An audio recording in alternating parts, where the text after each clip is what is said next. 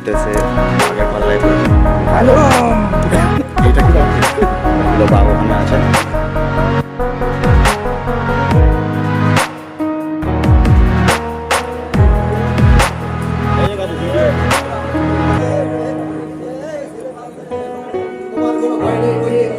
একটিবার যদি তাকে দেখতে পাই তাহলে সম্রাট হাতে চূর্ণ বিচূর্ণ করে আমি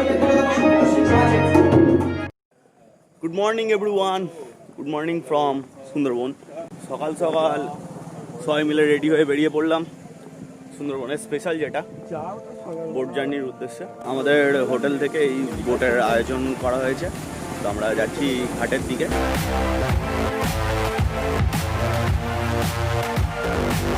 আমরা এখন এই জায়গাটার পাশ দিয়ে লঞ্চ ঘাটে যাচ্ছি, ফেরি ঘাটে, যেখান থেকে আমরা ফেরি চাপবো। তো যেটার পাশ দিয়ে যাচ্ছে এই যে বাড়িটা পুরো গার্ডেন সমেত, এটা হচ্ছে সাতজেলিয়ার মধ্যে সবচেয়ে দামি এবং বড় রিসর্ট, যেটাতে অবশ্যই আমরা নেই।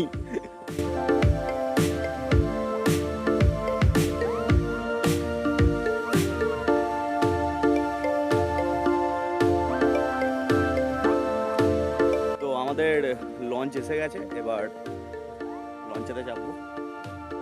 এই হচ্ছে আমাদের লঞ্চ।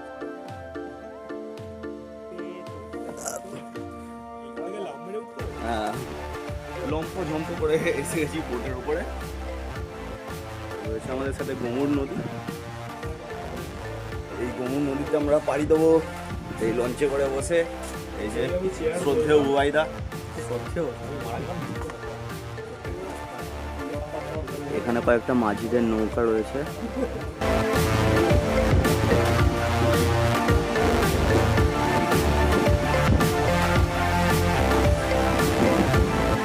মোটামুটি সুন্দরবনের জঙ্গল এখান থেকে শুরু হয়ে গেছে, তবে এইখানে সেরকম কিছু দেখা যাবে না। যখন আমরা আরও ভেতর দিকে যাব, ভেতরের খালগুলোর মাঝখান দিয়ে, তখন হয়তো কোনো অন্য জীবজন্তু দেখা যেতে পারে, কিন্তু বর্তমানে অনেকটাই কমে যাওয়ায় এটা খুবই ভাগ্যজনক ব্যাপার একটা বাঘের দেখা পাওয়া। আমাদের লঞ্চ নিয়ে যেতে হবে একটা জায়গা যেখান থেকে আমরা পারমিশন নেবো ঘোরার জন্য, এবং সেইখান থেকেই উঠবে আমাদের সাথে বোটে একজন গাইড, এবং তার কাছ থেকেই সমস্ত রকম ইনফরমেশন পাওয়া যাবে।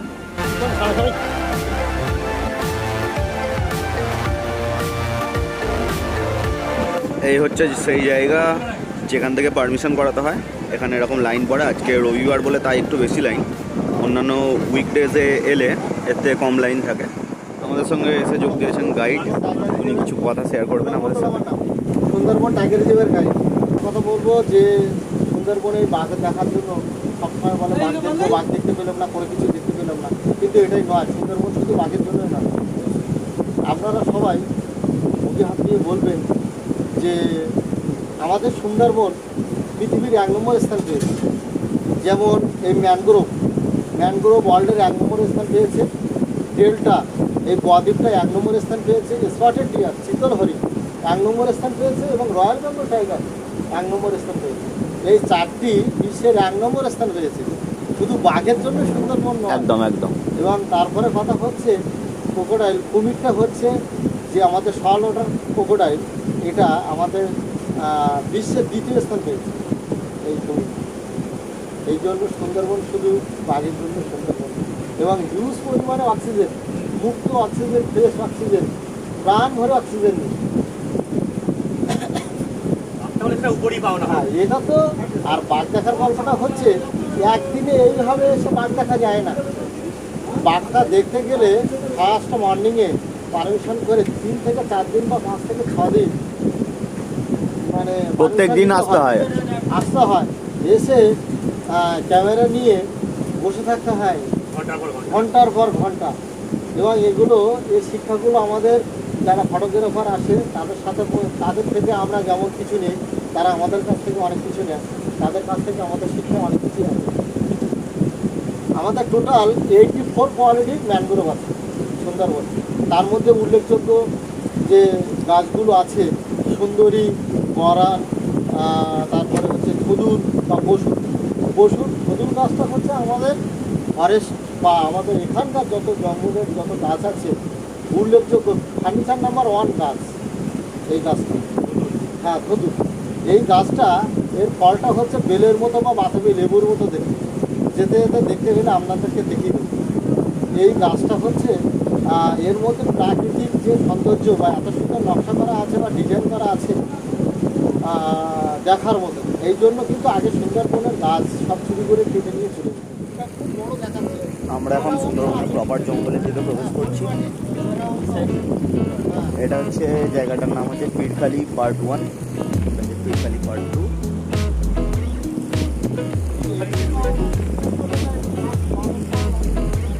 এটা জঙ্গল, এটা পিরখালি জঙ্গল 1 পার্ট, এটা পিরখালি 2 পার্ট। আর এই খালিটার নাম হচ্ছে সুদর্ণখালি। সুদর্ণখালি কেন নাম হয়েছে? সুদর্ণ বলে ব্যক্তি, যেমন বিভিন্ন জায়গায় বিভিন্ন মানুষের নাম অনুসারে মাদার টেরেসা, রবীন্দ্রনাথ ঠাকুর বা বিবেকানন্দ যেমন রাস্তা বা বিভিন্ন জায়গায় স্থানের নাম হয়, তেমনি সুদর্ণ বলে একজন ব্যক্তি, তিনি অনেস্ট ম্যান বা মৎস্যজীবী ছিলেন। তিনি কিন্তু সব মানুষদের সাথে কিন্তু পরিচিতি ছিল খুবই ভালো। তার নাম, তিনি কিন্তু বাঘের কবলে পড়েছিলেন এবং তিনি কিন্তু এখানেই পড়েছিলেন, তার জন্য তার নাম অনুসারে কিন্তু সুন্দরবনের আসল এলাকা এখান থেকে শুরু হয়ে গেছে। এখানে কিন্তু আর কোনো রকম ফেন্সিং কিছু দেখা যাচ্ছে না। এখানে বন্য জীবজন্তুরা অবাধে বিচরণ করতে পারে। আর আমরা এই জায়গাটা যেখানে দিয়ে বোট যাচ্ছে, এই পুরোটাই চর। এখন কড়াকোটালের হাই টাইড চলছে, যে কারণে আমরা এই জায়গাতে যেতে পারছি। অ্যাকচুয়ালি এটা পুরোটাই ডাঙা এবং এইখানে হরিণেরা আসে। আমরা এখন একদম সুন্দরবনের ভেতরের এলাকায় চলে এসেছি। এখানে কিন্তু অনেক রকমের প্রাণী, যেমন বাঘ, হরিণ, বাঁদর, বনমুরগি, বিভিন্ন রকমের সাপ, কুমির এবং গোসাপ, এ ধরনের অনেক কিছু জিনিস এখানে দেখা যায়। আমরা এখানে দেখার চেষ্টা করবো যদি কিছু দেখতে পাই। এখানে যে খেজুর গাছের মতন যে গাছগুলো দেখা যাচ্ছে, এটার নাম হচ্ছে হেতাল গাছ। এগুলো হচ্ছে গর্জন গাছ। একদম খুবই সামনে দিয়ে আমরা এখন যাচ্ছি, চেষ্টা করবো কোনো জীবজন্তু দেখার।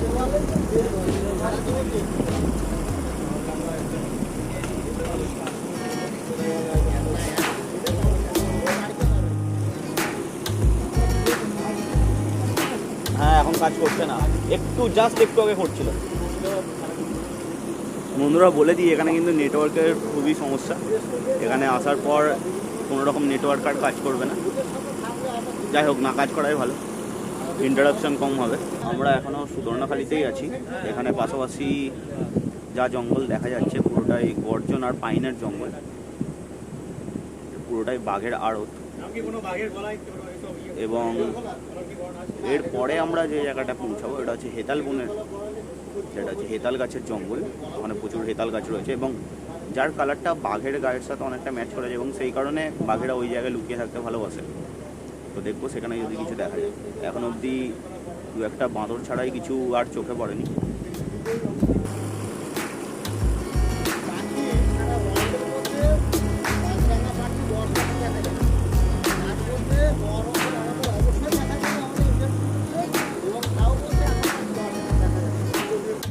আমরা এই সুদর্ণখালি ছেড়ে এখন ঢুকছি হচ্ছে এই জায়গাটার নাম হচ্ছে বনবিবির ভাড়ানি, যে জায়গাটা কুমিরের জন্য বিখ্যাত।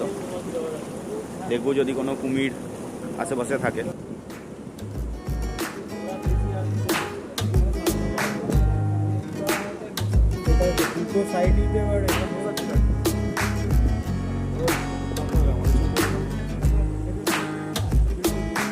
ইন্ডিয়াটা যদি কেউ পুরো ঘুরে শেষ করতে পারে, মোটামুটি বিশ্বের যা যা জায়গা রয়েছে সমস্ত কিছু টেস্ট পেয়ে যাবে একদম। আমরা এখানে একটা কুমির দেখতে পেয়েছি, কুমিরটা দেখার জন্য যাচ্ছে। এটা সুন্দরবনের স্পেশাল সল্ট ওয়াটার কুমির, হাঁ করে শুয়ে আছে। আমি একটু জুম করছি, দেখ।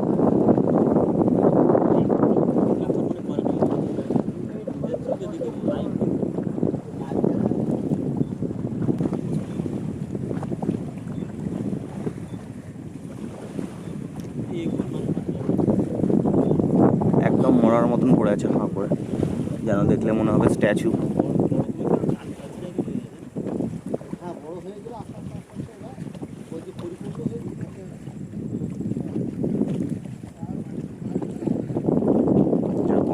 পর একটা কুমিরের দেখা পাওয়া গেল। আগে আরো লক্ষ্য রাখতে হবে যদি কিছু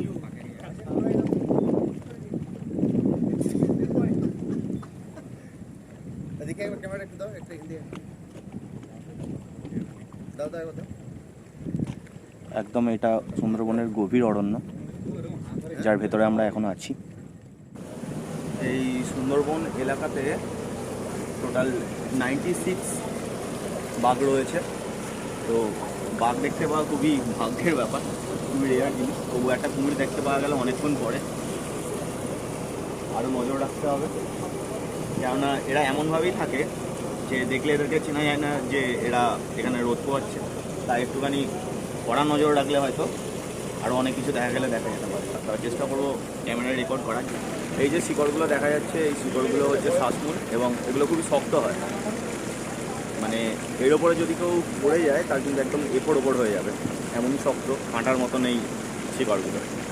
চারিদিকে অসংখ্য খাড়ি রয়েছে, কিন্তু এই জায়গাগুলো ঢোকার পারমিশন নেই এবং ঢুকলেও যথেষ্ট পরিমাণে রিস্কি এই জায়গাটা। আমরা এখন দোবাকি ক্যানোপি ওয়াকের দিকে যাচ্ছি। সেখানে জঙ্গলের মাঝখান দিয়ে ফেন্স করা আছে এবং একটা হাঁটার রাস্তা রয়েছে। টোটাল সুন্দরবনের মধ্যে 4টে ক্যাম্প রয়েছে, যেগুলোর মধ্যে 2টো আপাতত বন্ধ, যার মধ্যে গেলে কিছু প্রাণী দেখতে পাওয়া যায়। শুধুমাত্র দুটো ক্যাম্পই খোলা রয়েছে, তার মধ্যে একটা হলো দোবাকি ক্যানোপি ওয়াক। তো সেখানে আমরা যাব এবং চেষ্টা করবো কিছু দেখার।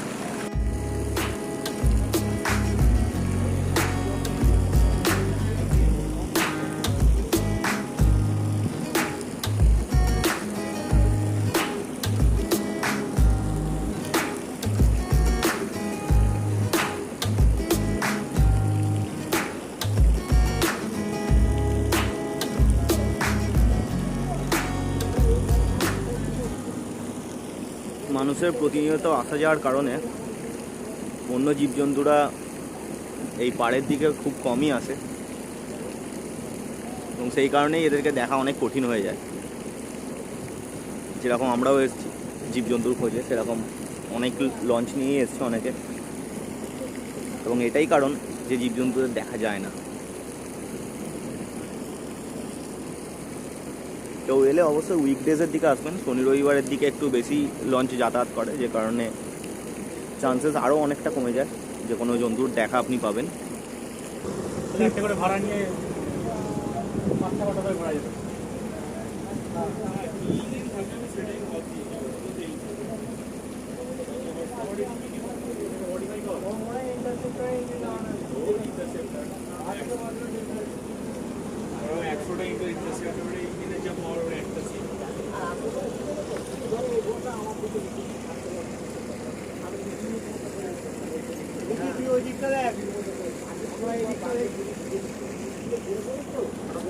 আমিও মোটামুটি লক্ষ্য রাখছি যদি কিছু পাওয়া যায়।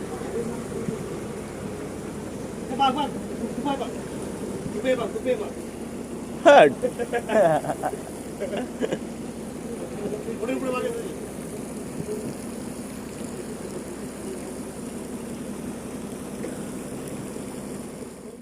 এর মধ্যে একটা বাঁদর বসে আছে।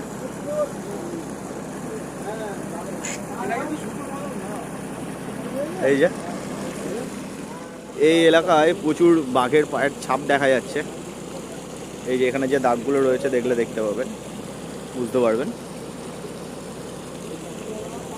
কিন্তু বাঘ এখন অবধি দেখা যায়নি। একটা হরিণ দেখা গেছে, এই যে হরিণ। হরিণরা খুবই ভীতু প্রজাতি হয়, যদি একটু আওয়াজ পায় তাহলে কিন্তু চলে যাবে।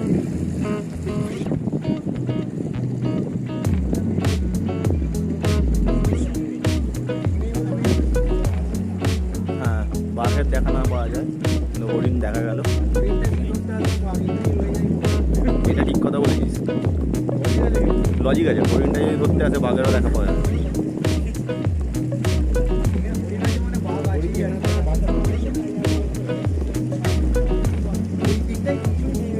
দেখো এখানে একটা বন মুরগি দেখা গেছে, বন মুরগিটা ঘুরে বেড়াচ্ছে।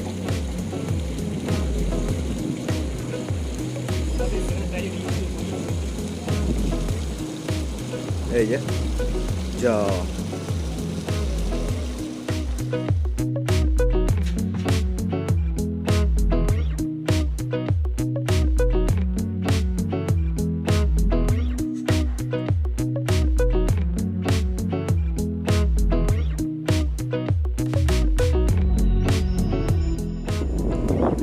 মনে হচ্ছে একটা কুমির দেখতে পাওয়া গেছে। এই যে দেখো বন্ধুরা, এখানে কুমিরটা শুয়ে আছে। তো মোটামুটি 10টার দিক করে যাত্রা শুরু করেছিলাম, এখন বাজে 1টা। 3 ঘন্টা লাগলো আমাদের দোবাগি ক্যাম্পে পৌঁছাতে। এই হচ্ছে দোবাগি ক্যাম্প। এখানে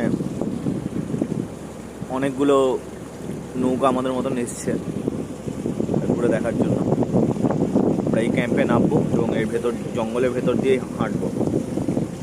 যদি ভাগ্য সহায় হয় তাহলে হয়তো বাঘের দেখা মিললেও মিলতে পারে।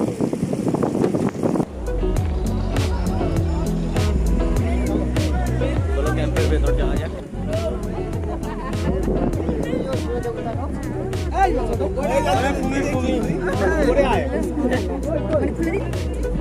এই হচ্ছে দোবাগি ক্যাম্প, সুন্দরবন টাইগার রিজার্ভ।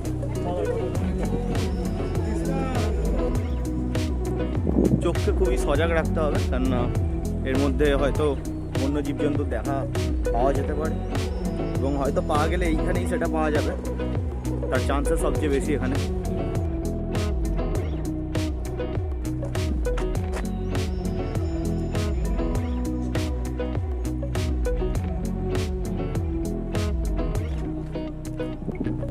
আমরা এখন ওয়াচ টাওয়ারের উপরে যাচ্ছি।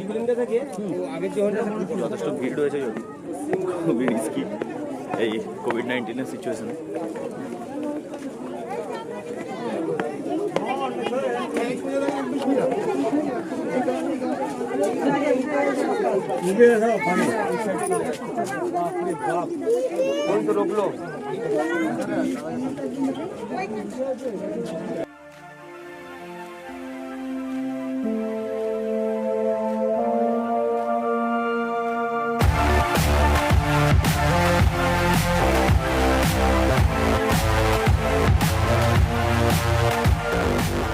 জঙ্গলের ডেন্সিটিটাও যথেষ্ট কম, যেরকম আমরা নৌকায় আস্তে আস্তে দেখছিলাম যেরকম জঙ্গলের ডেন্সিটি রয়েছে, এখানে সেরকম কিছুই নেই। জঙ্গল যথেষ্ট ফাঁকা ফাঁকা, এবং এখানে এই ভেতরে জলাশয়টা করা হয়েছে এই কারণেই, যাতে এই ওয়াচ টাওয়ার থেকে কোনো প্রাণী যদি এখানে জল খেতে আসে তাহলে তাদেরকে যাতে দেখতে পাওয়া যায়।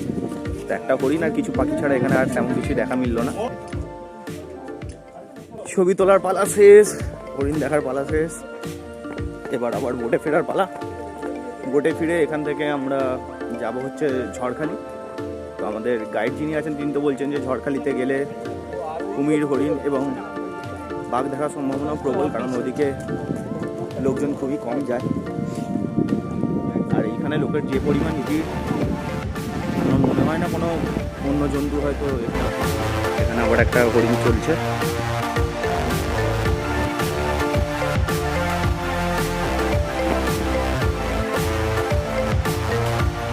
হোটেলে কিনে খাওয়াটা যতটা উপভোগ্য, তার থেকেও বেশি উপভোগ্য হচ্ছে নিজেরা খেটে রান্না করে খাওয়াটা। অনেকটা সেরকমই ব্যাপার। টিকিট কেটে জীবজন্তু দেখা যতটা আনন্দদায়ক, তার থেকে এইভাবে খেটে অপেক্ষা করে ঘুরে বেরিয়ে একদম ন্যাচারাল পরিবেশে এদেরকে খুঁজে পাওয়া এবং দেখা সত্যিই মনোমুগ্ধকর। দেখা যাক এরপরে ডেস্টিনেশন ঝড়খালিতে আমরা আর কী কী দেখতে পাই। খাবার খেতে বসে গেলাম, কিন্তু আমাদের গাইড দাদা এসে বললো এটা হলো সুন্দরবনের সবচেয়ে বড় পাখি, মদনটা।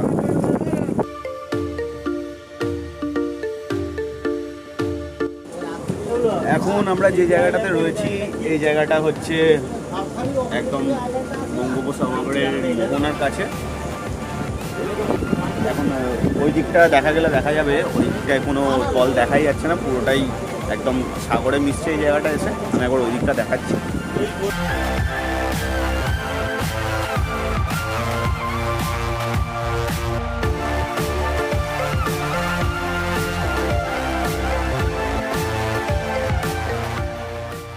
এখন ভাটা চলছে, সেই কারণে দেখা যাচ্ছে জল আগের থেকে অনেকটা কমে গেছে।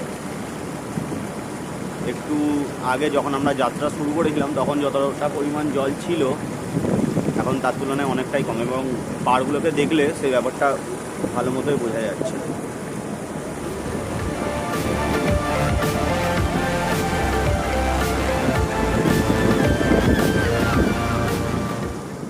আমরা এসে গেছি ঝড়খালিতে।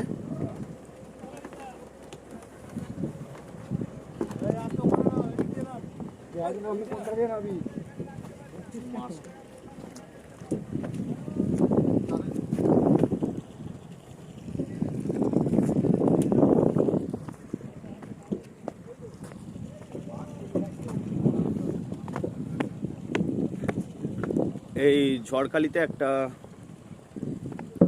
জায়গার মধ্যে কিছু বাঘ, হরিণ কিংবা কুমির টুমির রাখা থাকতে পারে, এরকমই খবর পেলাম। এবার গিয়েই দেখা যাবে সেখানে কি কি রয়েছে।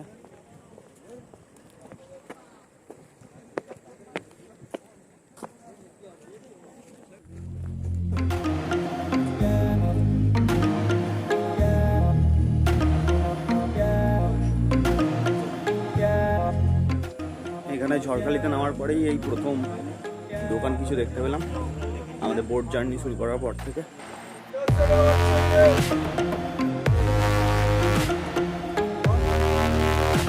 এখানে কম বেশি বেশ একটা ভালোই বড় মার্কেট রয়েছে।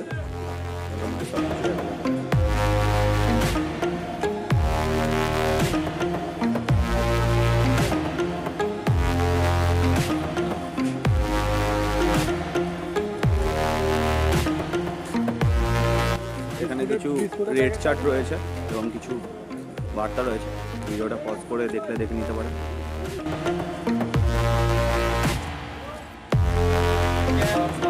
কেন কি উত্তর থেকে এখানে জঙ্গলটা বেশি ইন্টেন্স বলে মনে হচ্ছে, তাই এখানে কিছু অন্য জীবজন্তু দেখার আশা রাখছি। বাঘে, কুমিরে, বিষধর সাপে, জলদস্যুতে সুন্দরবনের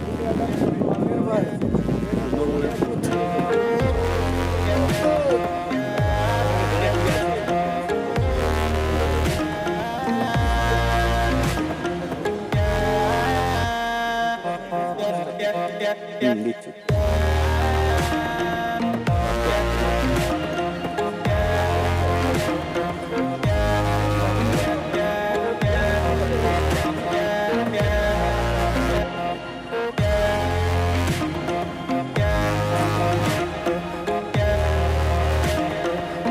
এখানে পুরোপুরি স্যানিটাইজেশনের ব্যবস্থা রয়েছে।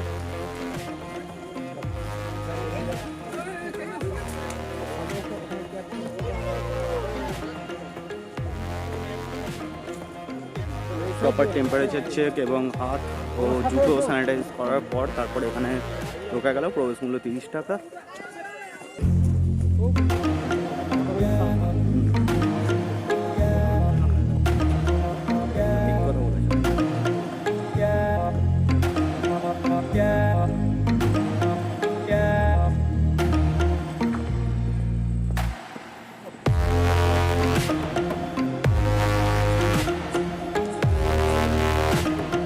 এখানে একটা কুমির দেখতে পাওয়া যাচ্ছে।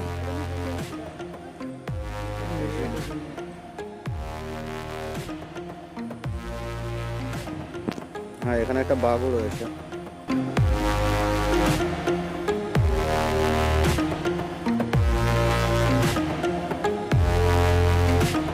বাঘটা যাবো।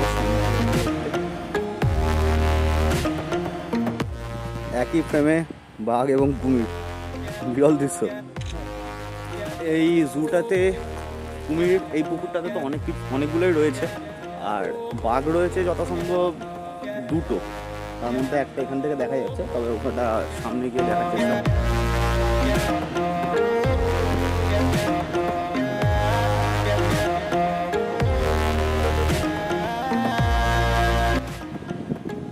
এই যে এখানে আরেকটা বাঘ রয়েছে, কিন্তু এই বাঘটা শুধুমাত্র মুখটা দেখা যাচ্ছে।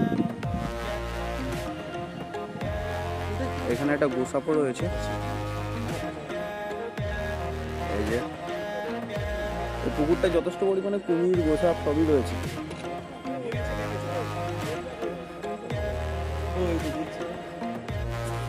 এখানে কিছু একটা দেখতে পাওয়া গেছে, সেগুলো সবাই ছুটে ছুটে দিকে যাচ্ছে। আমরাও যাই দেখতে দেখা। এই যে মনে হচ্ছে কিছু না, আমরা একে সামলাতে পারবো, কিন্তু পারবো না, ওর গায়ে শক্তি খুব গেলে, বুঝলে?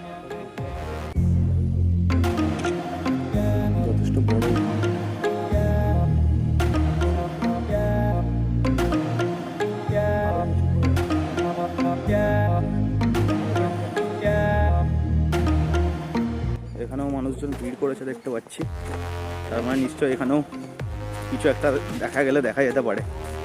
হয়তো কুমিরই হবে, যে কুমিরটা আমরা ওপার থেকে দেখছি।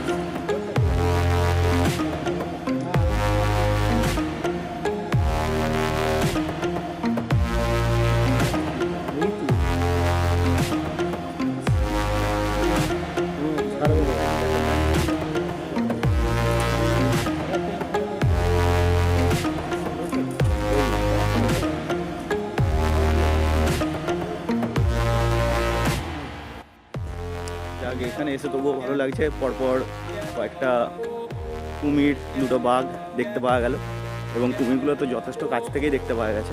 এর আগে আমরা ওখানে যেটা দেখেছিলাম সেটা এতটা কাছ থেকে দেখা যায়নি, একটু দূরে ছিল, সেটা যথেষ্ট কাছ থেকে দেখতে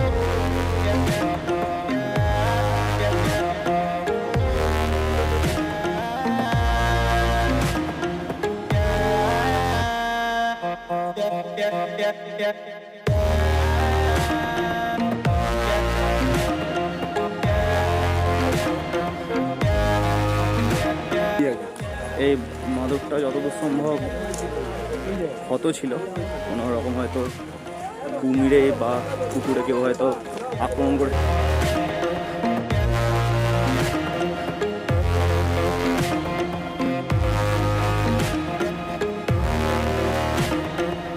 তো আমাদের লঞ্চ সফর পালা শেষ, এবারে আমরা বাড়ির দিকে যাচ্ছি।